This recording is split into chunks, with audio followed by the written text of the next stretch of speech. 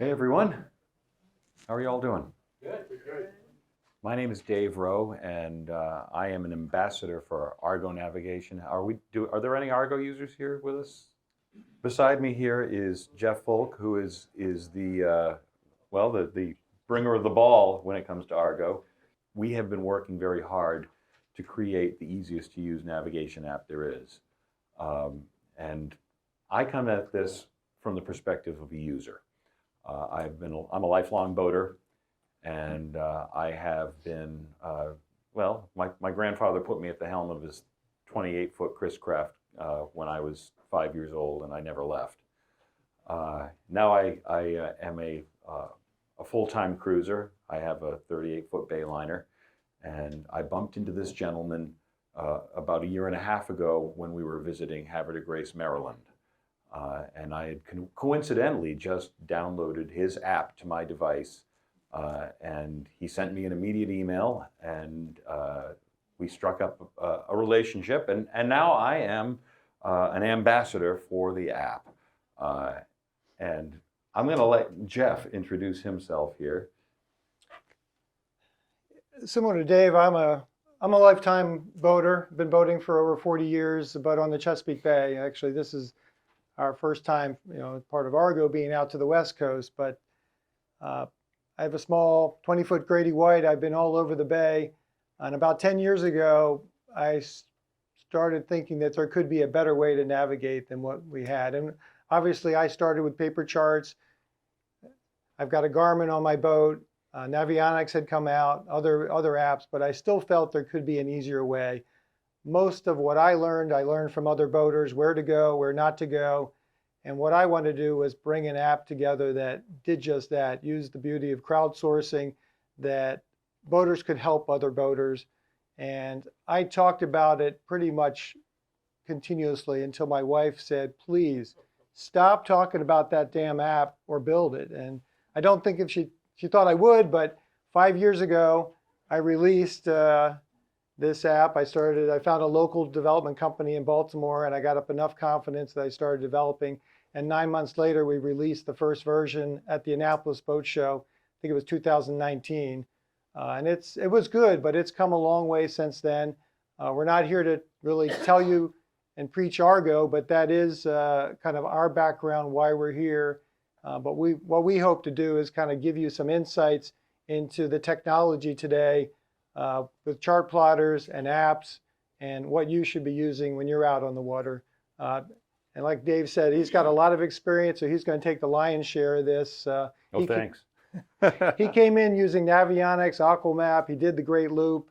So like I said, he's got a lot of knowledge and background, and I think can speak to what's going on today. So that's a little bit about us and why we're here. This is I guess the first time that we've actually done this pitch, so you're hearing it for the first time.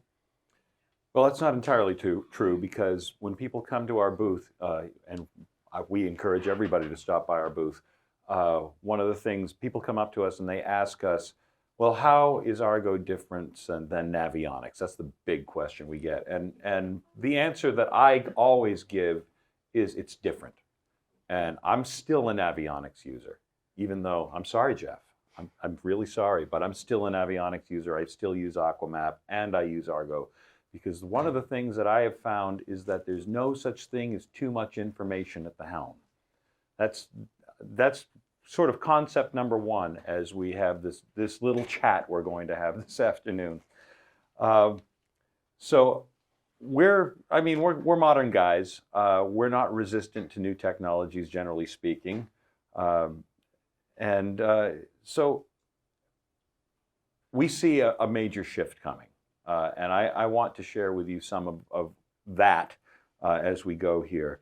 So we have had an evolution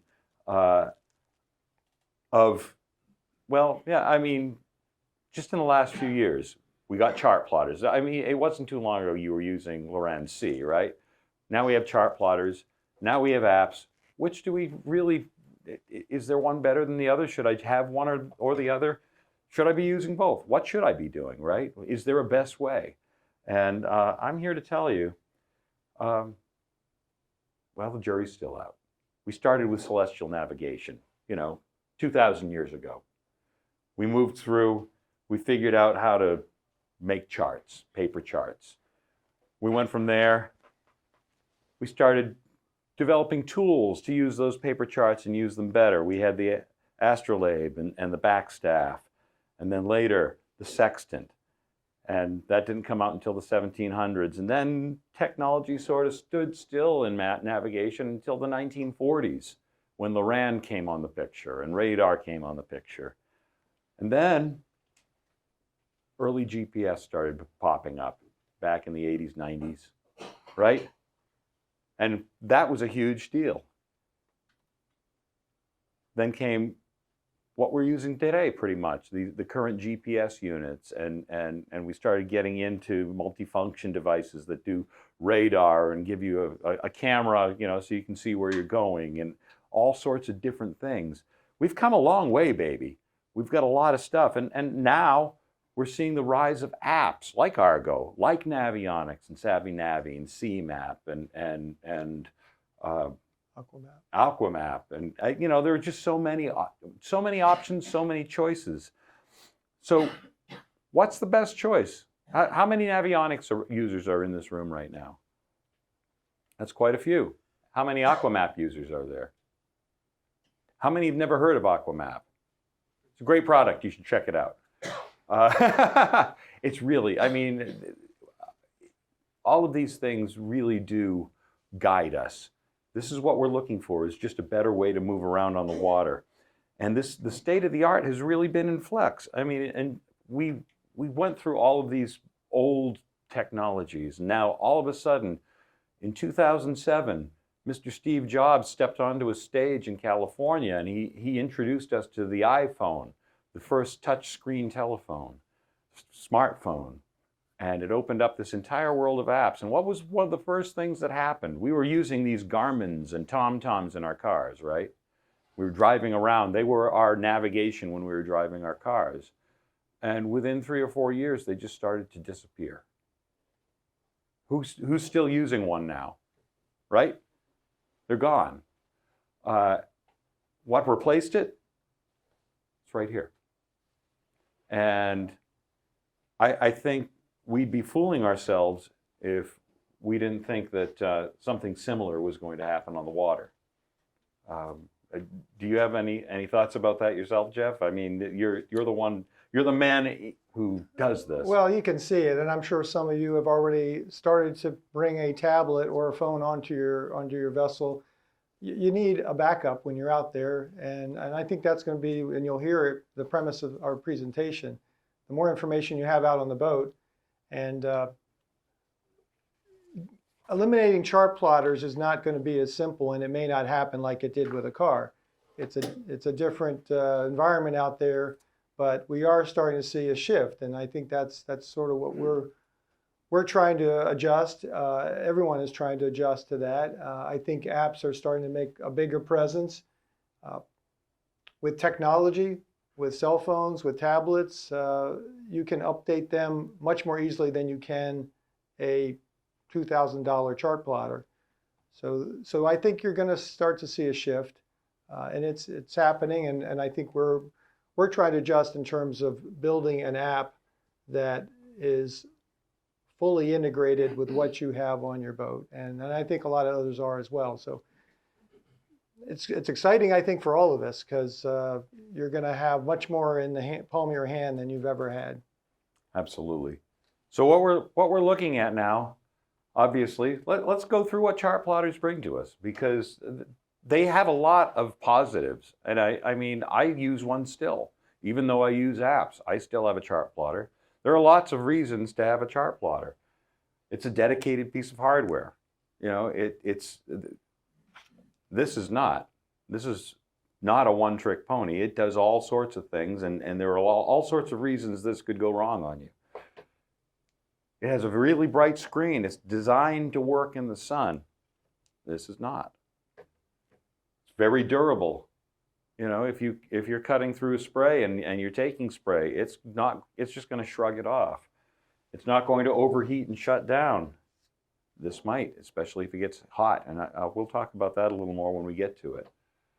It's time-tested technology. We've been doing this for years now. Garmin's been building them for years now. Humminbird, you know, all of them.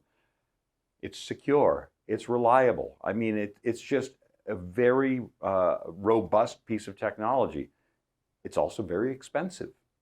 You know, it's got a short shelf life. These are devices that, you know, every 5 years, if you're not at least updating the charts on it, you know, you might have bad data in there. Updates can be expensive. I think the last time I updated my Garmin, it was something like $150. And you have to do that a lot. You know, it comes around every year or two. Poor integration with online devices. Well, yeah, it's completely air-gapped from the internet. It's not connected to this wealth of information that we have swirling around us all the time. Systems redundancy is expensive. If you want to have 2 chart plotters on your bridge, I mean, I just bought one. My main chart plotter just failed. I decided one day to turn it on. That was my first mistake. I went over and I pressed the button and nothing, nada. And I thought, well, the power button doesn't work anymore. So I took it apart. Second mistake.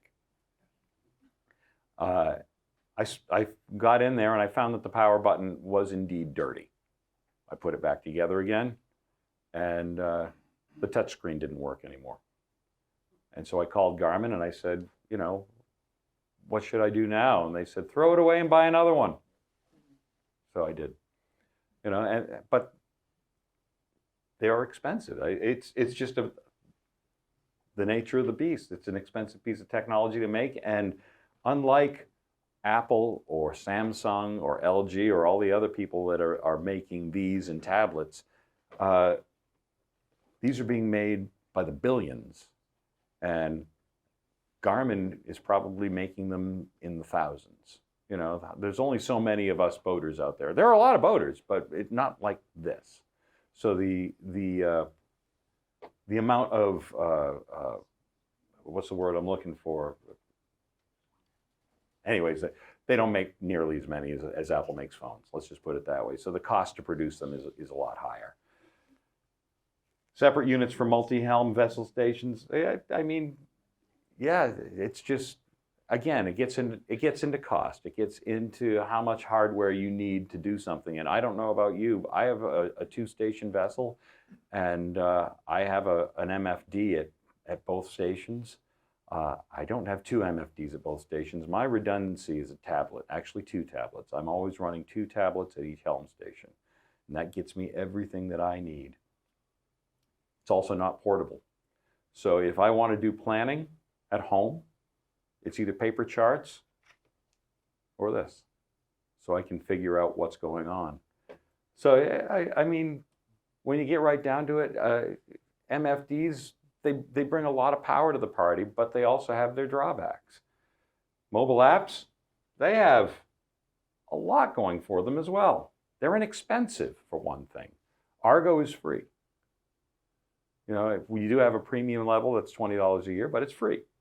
Navionics, I think, is $50 a year, which, I mean, if you convert that to boat bucks, is still darn cheap. So, you know, when you go down through the list of apps that are available, you can get them all and still probably spend a lot less in a year's time than it would cost you to buy a new MFD like I just did. They're portable. You can take it wherever you go. You can plan from anywhere. You can sit in the train station waiting for a train and be figuring out where you're going with your boat next. It runs on updated hardware, because I don't know about you, but I update my MFD. I buy a new one when it breaks. This I buy every 2 or 3 years because it becomes obsolete, and I do so much stuff with this that I want it to be fairly current. This is internet connected. It's networked. I have the entire world in the palm of my hands. I have an entire world of apps in the palm of my hands. I can switch between Navionics and Argo and Aquamap seamlessly and just get all my planning done. Now, the cons, it's battery powered. This thing could absolutely die when I need it most.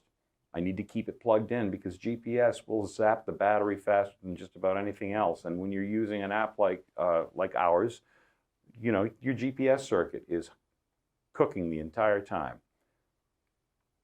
There are technical issues with these. You could get bad updates. That's happened to me with Navionics. I found myself out there. I needed to get home, and Navionics had updated in the meantime, and I could not boot it up.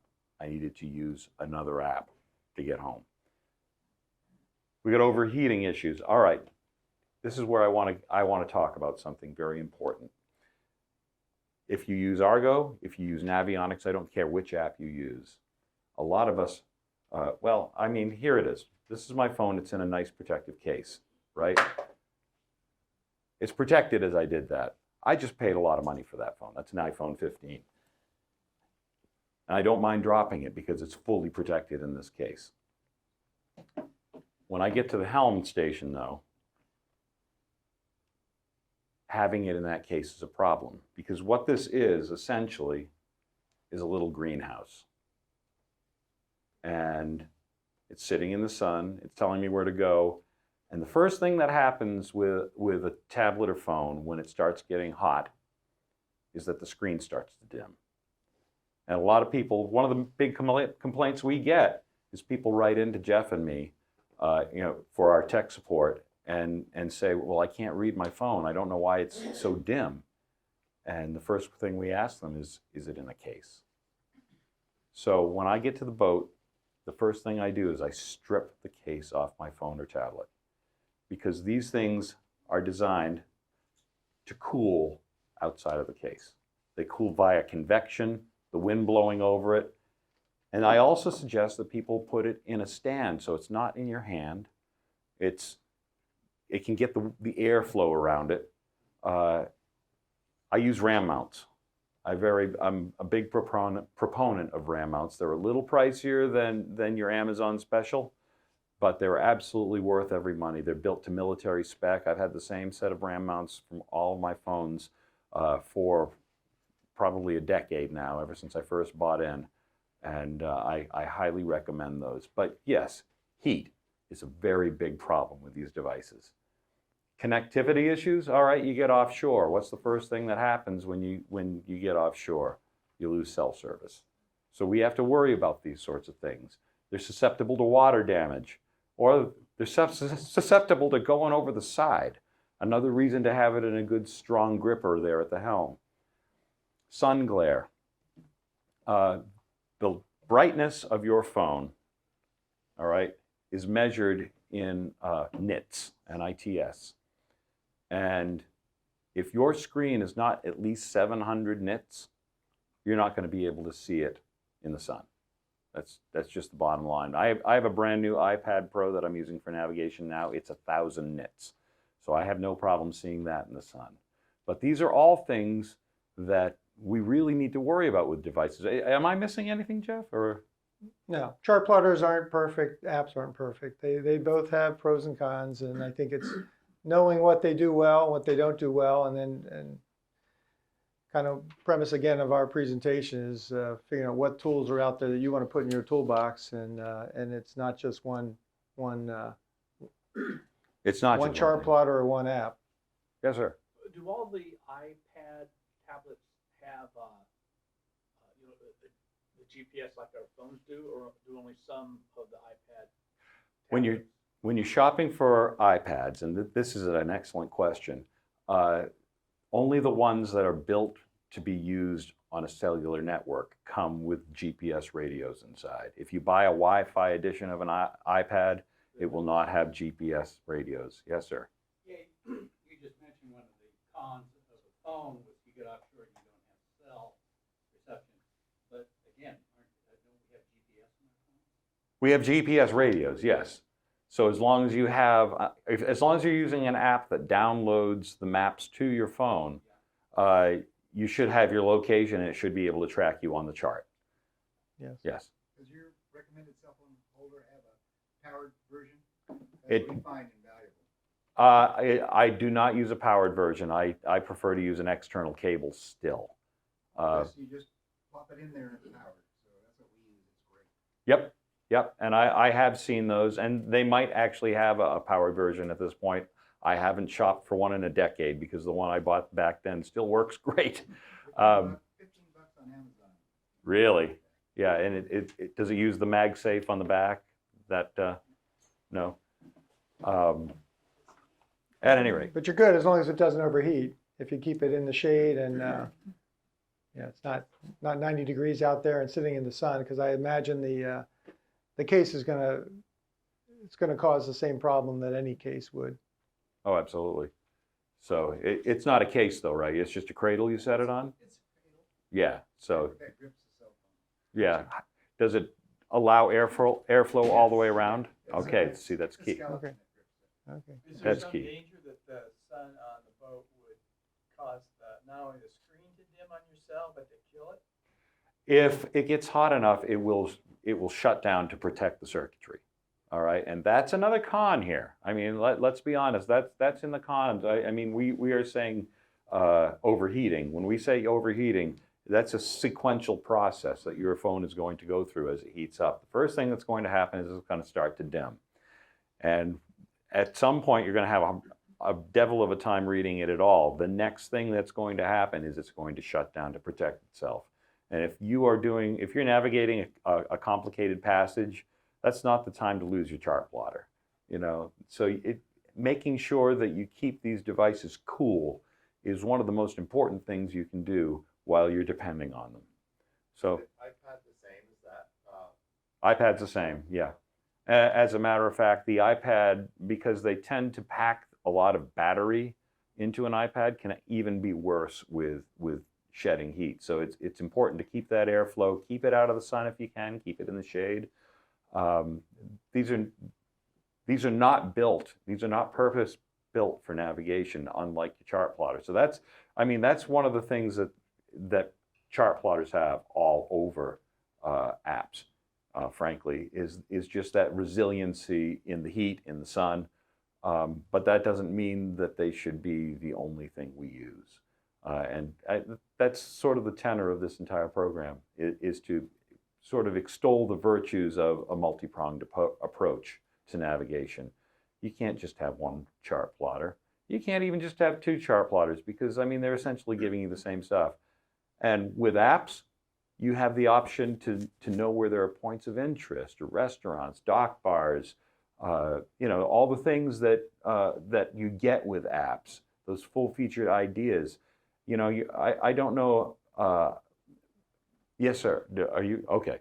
I don't know how many chart plotters these days are giving you that sort of information, but I can't imagine it ages quickly, whereas an app is giving you current data all the time. You never have to update it. It's just there. So that's why I say a hybrid approach. And there I am standing at my helm, and you can see 1, 2, 3 tablets, and God rest its soul, my MFD. There's a new one that's going to be installed there right after I get back to the boat. I wouldn't be without any of that, honestly. It's the best of all possible worlds. It combines the strength of the chart plotter with all of the best of boating apps. And boating apps bring a lot to the party. Like I said, you can research on them while you're running a course on your chart plotter, or you can be using one. In my case, I'll use one of those tablets for navigation while I'm researching on another. I could be looking for weather forecasts. You can't look for weather forecasts on your chart plotter because it's not internet connected, unless you have one that's way better than mine. So what's next in marine navigation? Well, it's a darn good question. We're seeing an awful lot of emerging trends. Improved connectivity, augmented reality is starting to come to the boat. What's David Rose's company there, Jeff? It's a fairly new company, but look out. You might be seeing more about that in the future. As Dave said, it's an augmented reality where you get into fog, at night, you actually can, almost like a game, you can see the markers, the buoys, other boats, other vessels, based on a camera system and a MFD screen. It's pretty awesome looking. It's not cheap, but these are the kinds of things that are coming. So AI is coming as well. I mean, we have a very, very robust auto routing in Argo. It works fast. It works good. And ever since I've known Jeff, I've been saying, but wait until we put AI on this. I have no idea when we will, but or if it's even necessary. But I have a feeling that AI could probably plot a better course than I could.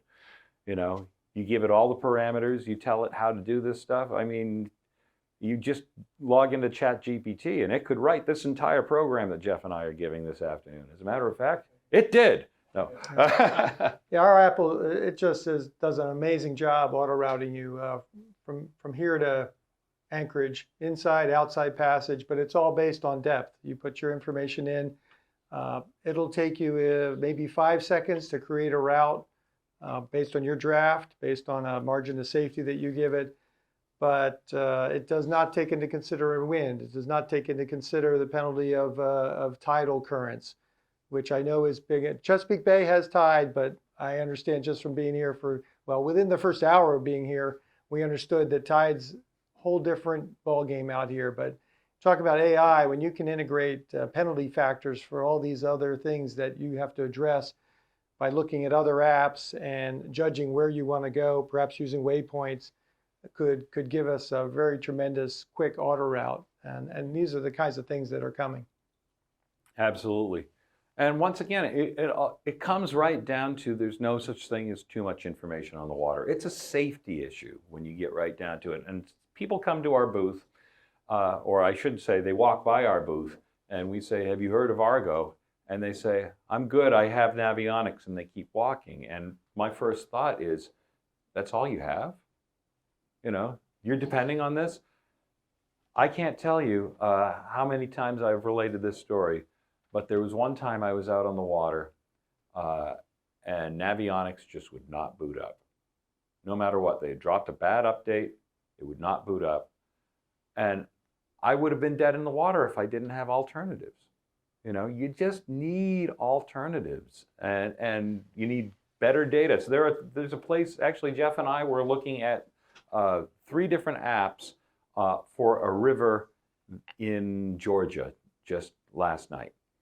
And we were looking at our data, and we were looking at Aquamap data, and we were looking at Navionics data. And it's a stretch of river that's about a mile long. And not one of those apps agreed on what the depths on that river were. None of them. I don't even know which one's right. But the next time I go through there, you can bet I'm taking notes. But you know, we need to look at all of these things with a very skeptical eye and make sure that we have lots of options. Because you know, honestly, if I'm going through an area and one app tells me there's 3 feet of water there and I draw 4 feet, and the other app tells me there's 8 feet of water, I'm not going to just go plowing through there. I'm going to go around it. You know, I'm going to look for the better water. It's just the way it is. It's belt and suspenders when I'm on the water. That's how I feel.